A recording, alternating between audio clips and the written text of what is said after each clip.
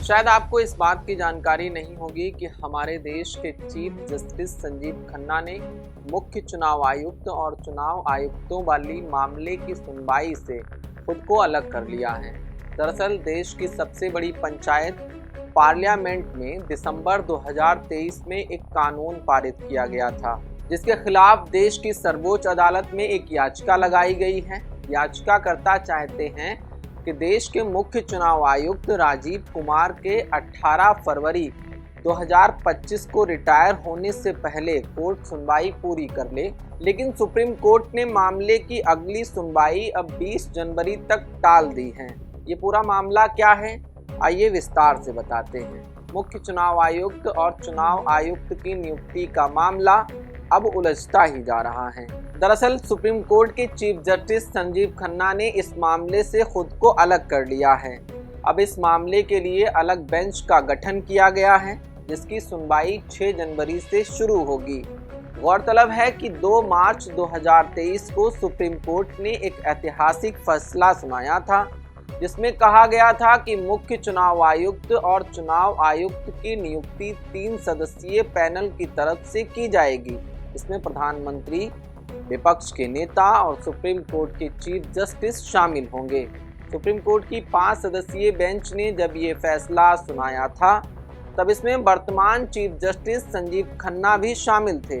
हालांकि 21 दिसंबर 2023 को सरकार ने एक नया विधेयक पारित किया, जिसमें चीफ जस्टिस को पैनल से हटा दिया गया और उनकी जगह एक केंद्रीय मंत्री को शामिल किया गया, जिसे प्रधानमंत्री नरेंद्र मोदी चुनेंगे। केंद्र सरकार के इसी फैसले के खिलाफ सुप्रीम कोर्ट में कांग्रेस कार्यकर्ता जया ठाकुर ने एक याचिका दायर की है। इस विवाद के बावजूद केंद्र ने ज्ञानेश कुमार और सुखबीर सिंह संधू को चुनाव आयुक्त के रूप में नियुक्त किया था। इस फैसले के बाद केंद्र सरकार नया कानून लेकर आई, जिसके तहत चुनाव आयुक्तों की नियुक्ति 3 सदस्यों का पैनल करेगा। इसमें प्रधानमंत्री, लोकसभा में विपक्ष के नेता, एक कैबिनेट मंत्री शामिल होंगे। पैनल से चीफ जस्टिस को बाहर कर दिया गया था।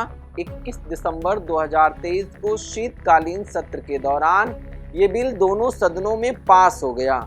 इस कानून पर विपक्षी दलों ने उस वक्त आपत्ति भी जताई थी।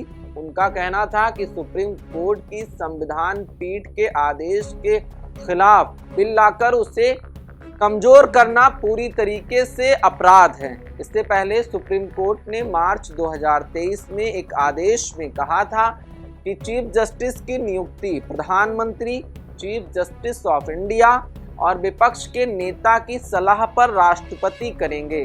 कांग्रेस ने केंद्र के इस नए कानून को सुप्रीम कोर्ट के फैसले का उल्लंघन बताया था। कांग्रेस कार्यकर्ता जया ठाकुर ने इससे संबंधित एक याचिका अब सुप्रीम कोर्ट में दायर की है।